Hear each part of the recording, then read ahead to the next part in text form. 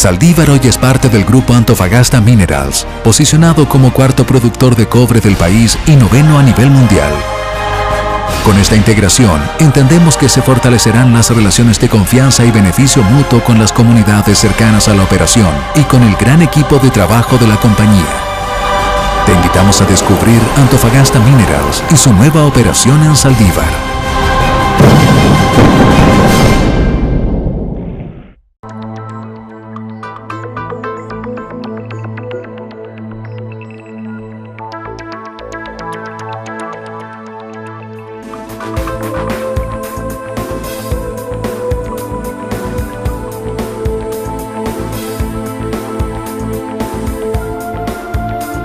Estamos de regreso en este encuentro regional especial en verano, donde hemos estado adelantándonos algunos temas, les decíamos al comienzo del programa que sin duda van a marcar, lo hemos hecho en el ámbito político, pero también en términos medioambientales con esta discusión que se va instalando, nuevas agrupaciones además que exigen revisar algunos temas. Conversábamos en el bloque pasado, ¿cierto?, con Daniel Guevara y también Víctor Silva. Ahora se nos suman dos invitados nuevos. Vamos a conversar con, primero, uno de los líderes, ¿cierto?, de este movimiento, Este Polvo Te Mata, ¿cierto?, Ricardo Díaz, que ya ha estado varias veces acompañándonos, que ha ido liderando este movimiento. Muchas gracias, Ricardo, nuevamente por conversar con nosotros de este tema.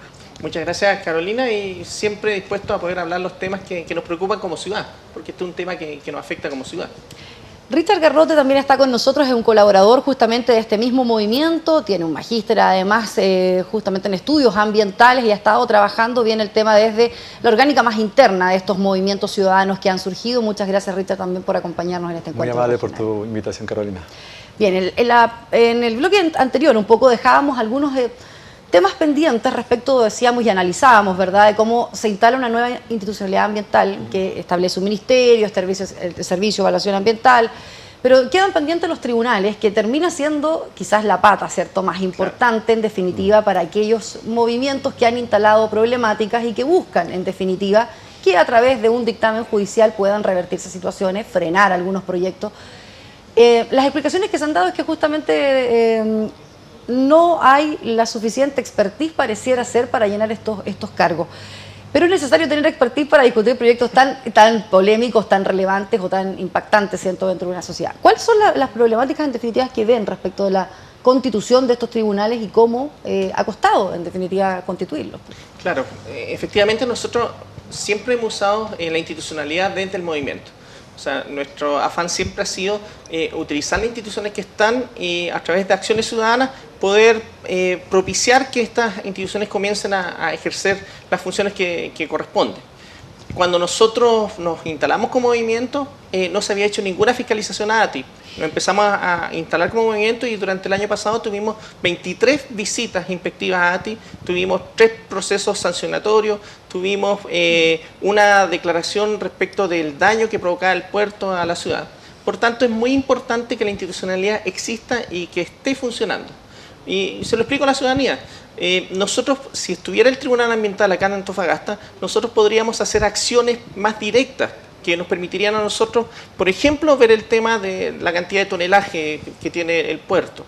O también ir planteando otro tipo de denuncias que tenían que ver, por ejemplo, con las quemas, que tenían que ver con las denuncias de botar aguas servidas en la costa, todo lo que tiene que ver con la contaminación del sector La Negra, que afecta a los jardines del sur, Coviefi. Entonces, es muy importante que el Tribunal Ambiental exista, porque eso nos permite un mayor acceso a nuestras formas de validarnos ciudadanamente. Ricardo, el 80% de las causas son del norte. Exacto, y se discuten en Santiago, que es hasta ahora, ¿cierto?, donde llegan, pero en definitiva, se habían constituido diversas ternas. Claro. Para poder implementar, ¿cierto?, este tribunal. De alguna manera eso no se ha dado. ¿Qué ves tú que es necesaria esa exigencia? Algunos parlamentarios dicen hay que bajar un poquito esa exigencia para en definitiva tener pronto una constitución de este tribunal. ¿Ves como una posibilidad? Yo creo que debiera ser una posibilidad y yo creo que nuestros parlamentarios debieran trabajar en conjunto este tema y tratar de propiciar el surgimiento de este tribunal. porque es muy necesario para nosotros para hacer seguimiento. O sea, en la actualidad, cada vez que se ve una causa, no hay representantes de los movimientos ciudadanos, porque en el fondo cuesta mucho viajar allá, y tú sabes que este movimiento no lo financia Pero yo nadie. le decía justamente a Daniel Guevara, parece contradictorio, porque en realidad son proyectos tan importantes que es mejor, uno podría pensar, ¿cierto? Lógicamente, tenga las mejores personas para tratar los diversos proyectos que se puedan presentar o reclamos, ¿cierto? Ciudadano debe tener a la mejor gente instalada. Sin embargo, parece ser que no están las competencias a lo mejor suficientes de lo que la ley exige para que esos cargos sean ocupados. O sea, en definitiva, la formación incluso de abogados ambientalistas, de gente en el rubro, Richard, es complejo. O sea, todavía es algo tan nuevo que también no están los expertos, al parecer, todavía para ocupar ciertos cargos. Correcto. A ver, hay que entender un poco el surgimiento de la ley 19.300. O sea, la ley 19.300, que aparece en las finales del 93, surge, digamos, con un cierto tutelaje de la industria minera, ¿ya? Entonces partimos que la 19.300 ya hay un tinte, digamos, en toda la conformación de esta ley. Hay un gran acento en los años, a finales de los 80, de la industria minera en cómo tutelar esta nueva ley que iba a aparecer. De hecho, hay unos textos muy interesantes que se llama, de la Facultad de la Universidad de Chile, se llama Sociedad y Medio Ambiente, ¿no? Que hablan, digamos, lo raro que surgió este ponerse verde de las industrias mineras. Entonces, justamente, ellos empiezan a tutelar un poco lo que es la ley 19.300. Por lo tanto, lo que dice Ricardo, en cuanto a que hay pocas facilidades para la participación ciudadana, hay una visión, digamos, de priorizar ciertas cosas dentro de esta ley y no otras, ¿no? Entonces van encontrándose varias barreras dentro de esa misma ley, y porque hay una visión de desarrollo detrás de esa ley que impide, digamos, o dificulta muchos trámites, y obviamente la constitución de los tribunales ambientales ya una de las cosas más difíciles de aceptar, digamos, de grandes intereses económicos también. En ese sentido, claro, o sea, uno podría empezar a sospechar que aquí hay demasiados intereses económicos que de alguna forma nos podrían hacer pensar que quizás no se quiere instalar el tribunal por alguna razón. Porque efectivamente yo creo que les preocupa a las grandes empresas, les preocupa a los grandes sectores ver cómo hay una ciudadanía empoderada que sería capaz de utilizar bien esos medios. Entonces yo creo que aquí el gobierno tiene que dar muestras de transparencia y tiene que acelerar este proceso para bajar esas sospechas que son legítimas, que uno podría tener. Yo estoy pensando y proyectando, de alguna manera, ¿cierto? Es difícil que un movimiento ciudadano uno pueda equipararlo en términos técnicos o de expertise respecto de grandes compañías que tienen sus staff instalados, ¿cierto? Con abogados analizando proyectos en todo momento. Hoy día hablamos mucho más de que es una resolución de calificación ambiental, entendemos un poco los plazos, ¿cierto? Y el ciudadano común y corriente ha ido adoptando un lenguaje que antes no lo tenía, gracias a ciertos movimientos que surgen. Pero, de alguna manera, y lo que vamos a proyectar de aquí en adelante es que, en definitiva, vamos a necesitar cada vez gente más experta que pueda ponerse a la par para que el día de mañana, a lo mejor, cuando se instale este tribunal, que es como la última patita, decía yo, que nos falta, vamos a necesitar justamente ese expertise. ¿Ves cómo lo analizan ustedes dentro del movimiento? ¿Es una herramienta con que cada vez necesitan contar más para poder llevar adelante cada una de las demandas que ustedes tienen? Es muy cierto eso, porque efectivamente cuando nosotros nos instalamos como movimiento, yo creo que la gente lo que esperaba era un movimiento de corte popular, con poca formación. Y bueno, Richard tiene un magíster en medio ambiente, él hacía análisis de discurso respecto de cómo teníamos que irnos planteando, teníamos gente con expertise en medio ambiente, teníamos abogados dentro del movimiento, entonces nuestro movimiento tiene una característica bastante sui generis que tiene que ver con el acontecer profesional de quienes nos paramos acá. Entonces, y yo creo que eso hay que seguirlo perfeccionando, y yo creo que eso hay que seguirlo haciendo. Yo creo que como movimiento nosotros hemos logrado educar a la ciudadanía, y educar en una forma de empoderarse sobre estos discursos y cómo lograr que las instituciones respondan, porque ya no es simplemente un reclamo, un grito en la calle, tiene que ver con una articulación que apunta a propuestas. Yo creo que Richard sabe mejor. Tú bien lo decías, estos lenguajes, tú decías, y justamente hay diferentes lenguajes dentro de la variedad ambiental. Una es el tema de la conservación, que acá es difícil que se da, porque no es como el sur, por ejemplo, que hay un asunto netamente de resguardar, no sé, la flora, la fauna, o un cisne, ¿no? O lugares ya, digamos, prístinos, ¿no? No ocurre acá. Otro de los lenguajes que ocurre es el tema, digamos, de la ecoeficiencia, que son todo el asunto, digamos, de planes de descontaminación, de incorporación de nuevas tecnologías, que a veces los ciudadanos tampoco estamos muy enterados de eso, porque no sabemos muchos detalles de la tecnología, la nueva tecnología que viene, y también estamos alejados de números y cifras que pueda entregar esta tecnología en relación a otra. Hay otras formas también de ver que son, por ejemplo, los movimientos populares o movimientos de los pobres, que recién decía comentario Ricardo, que tampoco este movimiento de Antofagasta calza en ninguno de los tres movimientos, porque no es totalmente popular, es de gente bastante informada, ya hay gente que está muy vinculada a las redes sociales. Hay que recordar que Antofagasta tiene una conexión de un 74%, digamos, de jefes de hogares que dicen que tienen acceso a internet. Entonces se hace mucho, hay una cierta gran cantidad de conexión, pero sí falta mayor educación, y yo creo que ciertamente el movimiento de algún modo ha ido educando, pero principalmente ha ido sensibilizando. Ya hay un nuevo sentir referente a diferentes temáticas. Lo que sí es que todavía no se puede encauzar bien esos intereses. Los niñitos, por ejemplo, de 5 o 6 años tienen otra sensibilidad diferente a los chicos de 14, y así hay diferentes lenguajes, ¿no? Entonces, cuando la comunidad o los movimientos, por ejemplo, caen en un lenguaje de ecoeficiencia, de tecnología, o de temas, digamos, de carácter burocrático o de legales, a veces uno pierde, puesto que esos lenguajes están lejanos a la gente, ¿ya? Porque uno es ciudadano común y corriente. Entonces, cuando uno entra a hablar como el otro habla, comúnmente la otra persona, otras instituciones manejan mejor esos lenguajes y por lo tanto van a dominar. ¿Sienten ustedes, Ricardo, esa responsabilidad? De alguna manera, ¿cierto?, surge el movimiento Este Polvo Te Mata como para frenar un proyecto que era el galpón, pero desde el galpón comienzan a surgir otras cosas. La gente de No Más Quemas dice, hemos llevado peleando antes que ustedes, ¿cierto? Claro. Incluso otras agrupaciones, quizás el Salar de Punta Negra los intenta buscar también para que se genere una especie de colaboración en la zona. ¿Sienten esa responsabilidad hoy día ustedes en el fondo de que la educación, los conceptos, el que la gente tenga la información necesaria y se transforme en una red ciudadana, en definitiva, que pueda, yo decía, a lo mejor equiparar, no sé si es la palabra, pero que enfrente el tema medioambiental o que exija el rol que el Estado debe cumplir, en este caso por la Constitución misma, ¿no? Yo creo que sí, porque bueno, nosotros hicimos algo bastante inédito para la región nuestra, o sea, un grupo de locos que se para a cuestionar la minería, en una zona donde todos dependemos de la minería, y que de alguna forma lo hicimos logrando que el discurso de la minería cambiara. Nosotros escuchamos al presidente de la IAM, escuchamos a varios directores de grandes empresas que están usando nuestro discurso, están hablando de un nuevo trato con la ciudadanía, están hablando de mayor responsabilidad, están hablando de asumir efectivamente el progreso de la ciudad. Entonces, en ese sentido, nosotros, claro que somos responsables de poder permitir que surjan nuevos liderazgos, que surjan nuevos movimientos y ayudarles con la experiencia que nosotros tenemos. Porque efectivamente aquí este es un tema comunicacional, ¿sí? Esta batalla es una batalla comunicacional. Mucha gente mira como con pena que quizás no estamos marchando tanto, no estamos metiendo tanta bulla como antes, pero el tema del movimiento tiene que ver con mantener a la ciudadanía informada. ¿Ha cambiado el objetivo un poco? Claro. ¿Es necesario eso dentro de cualquier movimiento ciudadano? Primero hacerse visible. Esa etapa ya pasó, Ricardo, sienten ustedes, y hay otra que está muy dirigida ahora a lograr... Nosotros, según la última encuesta, tenemos un porcentaje de conocimiento de un 60% en la comunidad. Y eso es lo que nosotros somos, y eso es lo que nosotros representamos. Y el discurso de la contaminación es un discurso que estaba oculto y que se sentó acá y que todos van a plantear.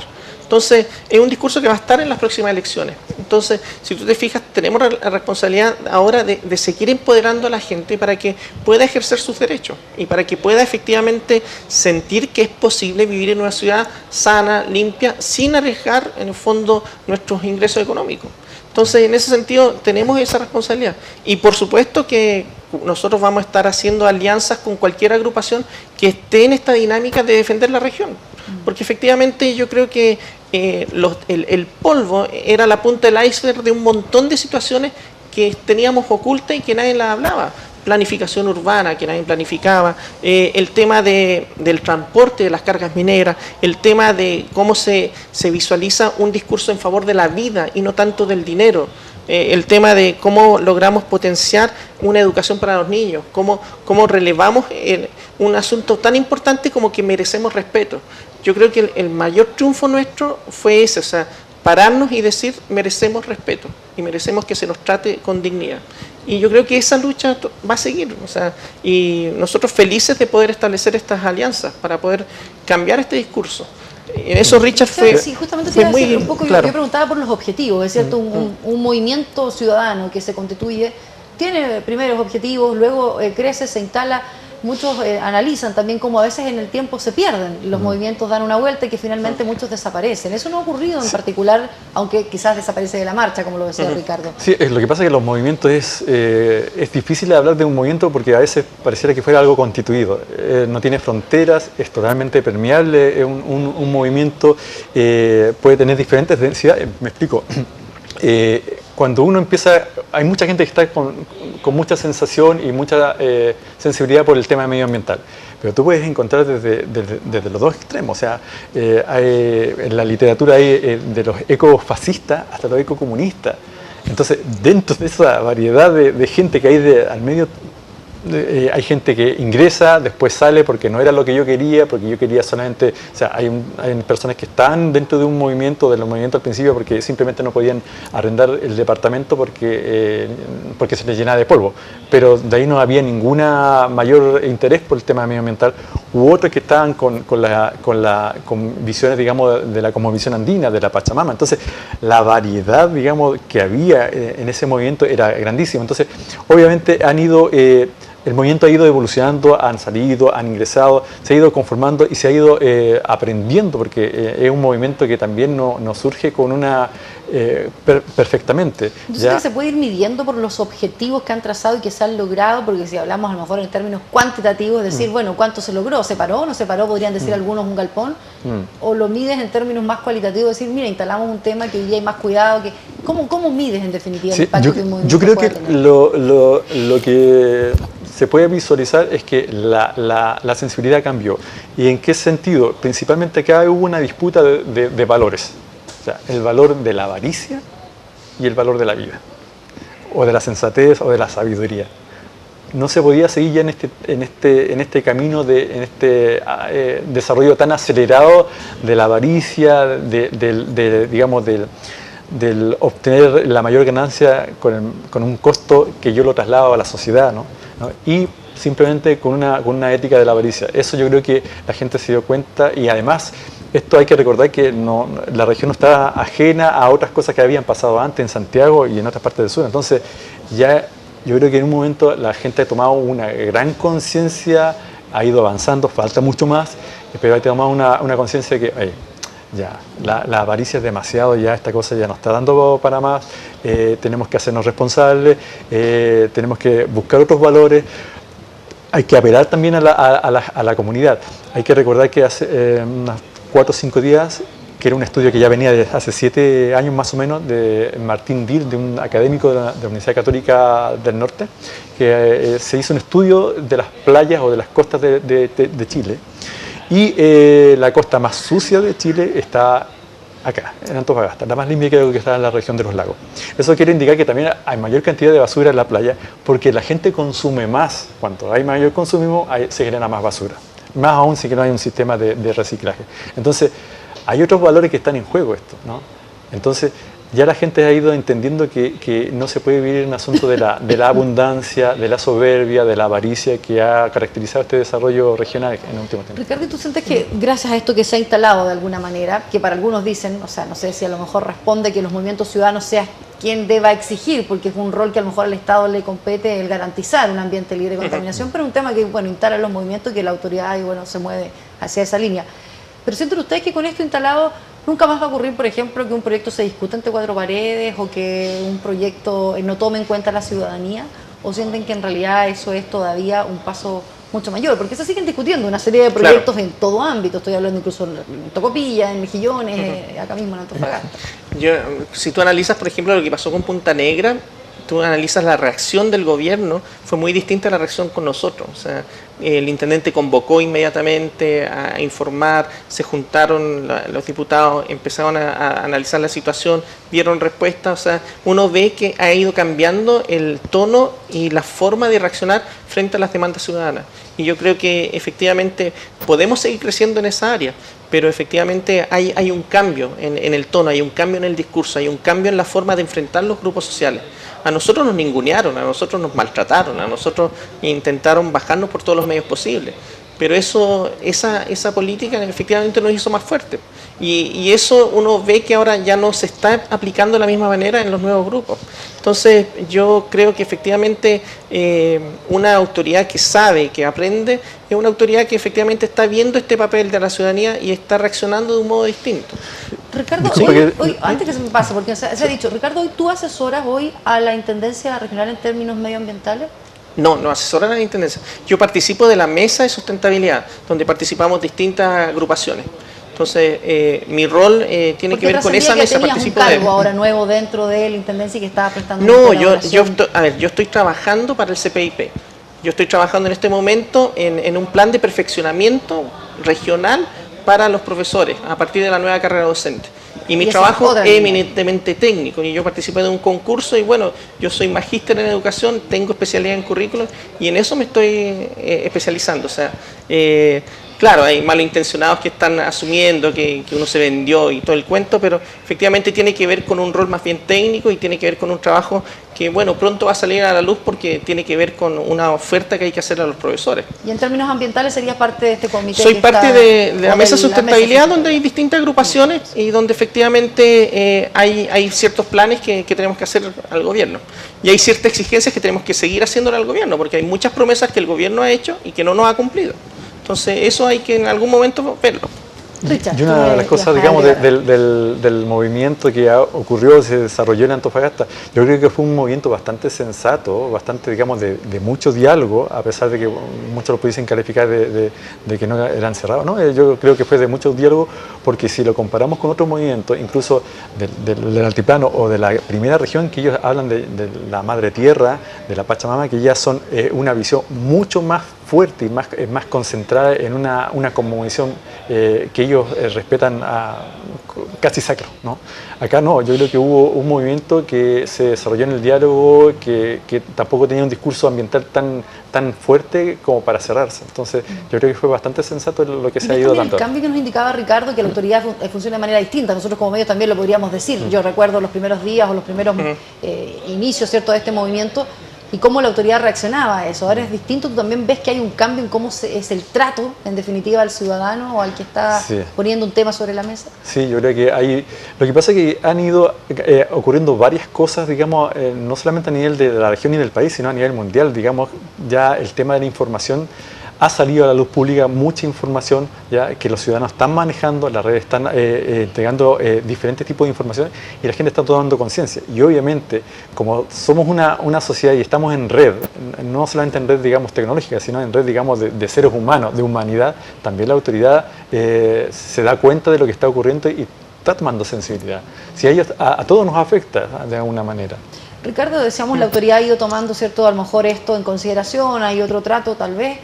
De alguna manera lo decías también recién, pero el tema se va a aprovechar políticamente, es lo que muchos sienten. O sea, claro, así como hay otros grandes temas que han sido en su momento, ¿verdad?, como la migración u otras, el tema de la vivienda, el tema medioambiental seguirá instalado este 2016 sin duda, pero en un año eleccionario, ¿dónde van a estar esos matices en definitiva que ese discurso o los temas que se instalan se transformen en acciones que en realidad tú puedas el día de mañana pasar la cuenta y decir, bueno, un compromiso es tal y se cumple en el fondo?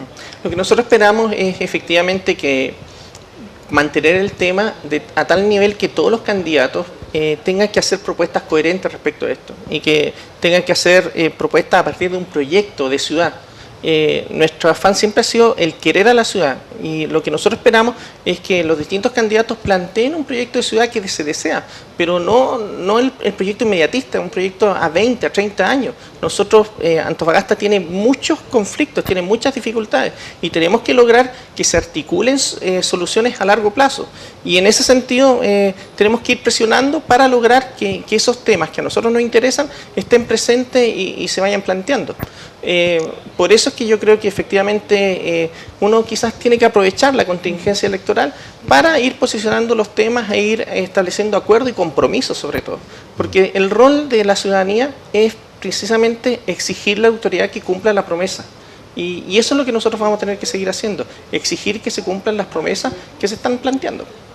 Ricardo, Richard, gracias por acompañarnos en esta discusión de Encuentro Regional. En verano, un formato especial, pero donde vamos a adelantar ciertos temas que van a estar sin duda en la palestra noticiosa también durante este 2016. Muchas gracias. Muchas gracias. Muchas gracias. Bien, nos vamos. La próxima semana nos reencontramos con otro tema, acercándonos ya a marzo para ir viendo cómo van a estar, ¿cierto?, los debates en distintos términos, pero sin duda el tema medioambiental se instaló, está todavía, cierto, pendiente muchos de los aspectos, la conformación de este tribunal medioambiental y otros movimientos que se han ido sumando con distintas demandas o puntos de atención en algunas localidades de esta región. Nos reencontramos la próxima semana.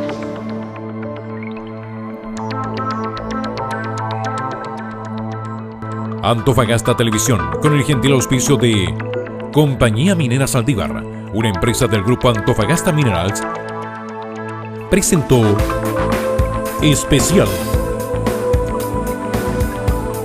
Encuentro Regional.